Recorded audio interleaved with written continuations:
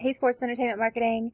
So here's the plan for this week. On Monday, you have a substitute teacher, and your job is just to keep on working, finish up those St. Patty's Day event projects, okay? I have a warm-up question for you. I just didn't write it here yet. So then on Wednesday, we're going to talk about celebrity endorsement, but you're also going to be presenting those event projects.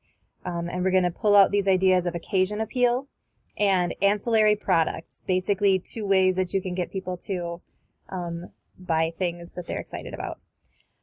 And then we're going to start talking about influencers and big data. Big data is the last topic before spring break. So that is the plan. So I'll see you guys.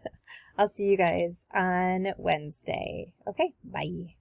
Of course, I want to plug office hours. If you ever want to come by and just like check on stuff, that's totally fine. Email me if you turn things in late. Yeah, that's the news. We'll see you guys later. Bye.